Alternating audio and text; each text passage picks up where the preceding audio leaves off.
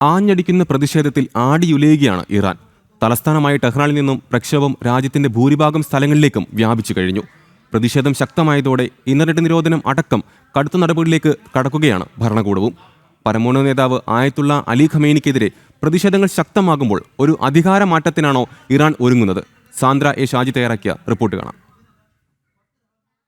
Iran വീണ്ടും പ്രതിഷേധത്തിൽ വിറയ്ക്കുകയാണ്. തലസ്ഥാന നഗരമായ ടെഹ്റാനു പുറമെ വിവിധ പ്രവിശ്യകളും ഉറങ്ങിയിട്ട് ദിവസങ്ങളായി.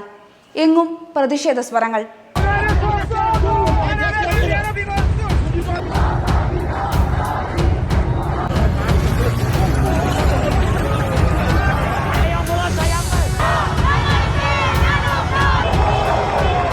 ഇന്റർനെറ്റ് നിരോധനം, കരുതൽ തടങ്കൽ, അടിച്ചമർത്തൽ.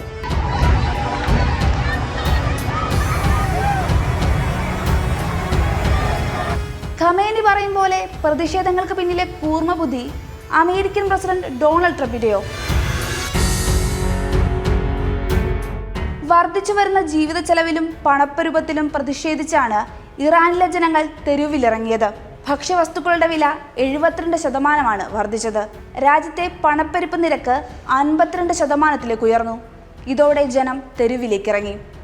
തെരുവിൽ നിന്നുയരുന്ന സ്വരങ്ങൾ വിളിച്ചു പറയുന്നത് സാമ്പത്തിക പ്രശ്നങ്ങൾ മാത്രമല്ല, മറിച്ച് ഇറാനെ ഉടച്ചു വാർക്കാൻ പോകുന്ന ഒരു അധികാരമാറ്റത്തിന്റെ സൂചന കൂടിയാണ്. അതിനായി മുന്നിലുള്ളത് പഴയ രാജകുടുംബാംഗം തന്നെയാണ്. പ്രതിഷേധക്കാരെ അടിച്ചമർത്തിയാൽ ഖമേനിയെ കൊന്നുകളയുമെന്ന് അമേരിക്ക ഭീഷണിപ്പെടുത്തിയിരുന്നു. ഇതിന് നന്ദി പറഞ്ഞ് ആദ്യം രംഗത്തെത്തിയത് ഇറാനിയൻ രാജകുമാരൻ റസാ പഹ്ലവി ആയിരുന്നു.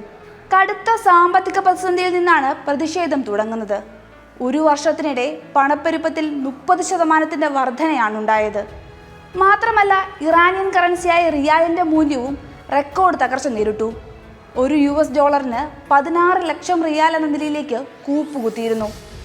ഇതായിരുന്നു ഭക്ഷണം ഉൾപ്പെടെയുള്ള അവശ്യ വസ്തുക്കളുടെ വില ഉയരാൻ കാരണമായത്. എന്നിട്ടും ആവശ്യ വസ്തുക്കളുടെ ഇറക്കുമതി സബ്സിഡികൾ നിർത്തലാക്കാനുള്ള സർക്കാർ തീരുമാനം പ്രതിഷേധത്തിന് കാരണമാക്കി. പരിഹാരമായി പ്രതിമാസം നൽകിയ $7 ധനസഹായം പ്രതിഷേധത്തെ തണുപ്പിച്ചില്ല. സാധാരണക്കാരുടെ ജീവിതം താളം തെറ്റിയതോടെ അവർ തെരുവിലിറങ്ങി. 2025 ഡിസംബർ 28 ടെഹ്റാനിലെ ചരിത്രപ്രസിദ്ധമായ ഗ്രാൻഡ് ബസാറിലെ വ്യാപാരികൾ ആരംഭിച്ച പ്രതിഷേധമാണ് ഇന്ന് 31 പ്രവിശ്യകളിലും പ്രകമ്പനം സൃഷ്ടിക്കുന്നത്. വിദ്യാർത്ഥികൾ, സ്ത്രീകൾ, തൊഴിലാളികൾ തുടങ്ങി എല്ലാ മേഖലകളിലുള്ളവരും ഇന്ന് പ്രതിഷേധത്തിന്റെ ഭാഗമാണ്. ഇതോടെ സാമ്പത്തിക ബുദ്ധിമുട്ടിനെതിരെ പ്രതിഷേധം ഭരണവിരുദ്ധ വികാരമായി മാറി. ഇസ്ലാമിക വിപ്ലവത്തോടെ നഷ്ടമായ ഇറാന്റെ പൈതൃകത്തെയും ദേശീയതയെയും ഉയർത്തിപ്പിടിക്കാനാണ് പ്രതിഷേധക്കാരുടെ ശ്രമം. മതപരമായ നിയമങ്ങളിൽ അധിഷ്ഠിതമായ ഭരണത്തെക്കാൾ ഒരു മതേതര ദേശീയ ബോധത്തിനാണ് ഇവർ മുൻതൂക്കം നൽകുന്നത്.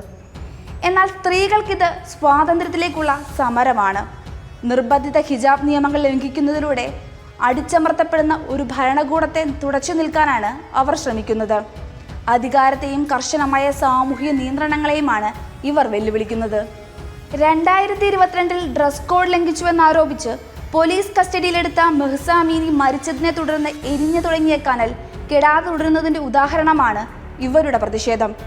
ഇറാന്റെ പരമോന്നത നേതാവായ ആയത്തുള്ള അലി ഖമേനിക്കെതിരെ പ്രതിഷേധമായി പെട്ടെന്ന് തന്നെ അവരുടെ പ്രതിഷേധവും മാറി. ഇസ്ലാമിക വിപ്ലവകാലത്ത് നാടുകടത്തപ്പെട്ട ഇറാനിയൻ രാജകുമാരനും കിരീടാവകാശിയുമായ റസാ പഹ്ലവിക്കുള്ള പിന്തുണയും തെരുവുകളിൽ നിന്നുയർന്നു.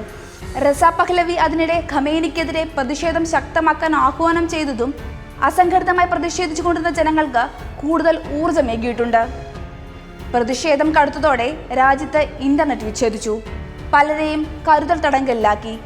സാമൂഹികമായ അടിച്ചമർത്തലിലും സാമ്പത്തിക അസംതൃപ്തിയിലും വിഷമിച്ചു കഴിയുന്ന ഒരു ജനവിഭാഗം തുടങ്ങിയ ഈ പ്രതിഷേധങ്ങൾ പെട്ടെന്നാണ് രാഷ്ട്രീയ സ്വഭാവം ലഭിക്കുന്നത്. ഏകാധിപതിക്ക് മരണം, ഇസ്ലാമിക് റിപ്പബ്ലിക്കിന്റെ മരണം എന്നീ മുദ്രാവാക്യങ്ങൾക്ക് അത് വഴിമാറി. അതിന് തക്കതായ കാരണങ്ങളുണ്ട്. ഇറാനിൽ സാമ്പത്തിക ബുദ്ധിമുട്ടുകൾ ഉണ്ടാവുന്നത് ഇതാദ്യമായിട്ടല്ല. പക്ഷേ ഭരണകൂടത്തിന്റെ അമിതാധികാര സ്വഭാവവും അഴിമതിയും ജനങ്ങളുടെ പ്രതിഷേധത്തിന് കാരണമായി. ഇപ്പോൾ തെരുവുകളിൽ ഉയരുന്ന പഴയ രാജഭരണകാലത്തെ പാതകൾ കേവലം ഒരു ചിഹ്നമല്ല, മറിച്ച് ദശകങ്ങളായി രാജ്യം ഭരിക്കുന്ന ഇസ്ലാമിക് റിപ്പബ്ലിക്കിന്റെ പ്രത്യയശാസ്ത്രത്തിനെതിരായ വെല്ലുവിളി കൂടിയാണ്.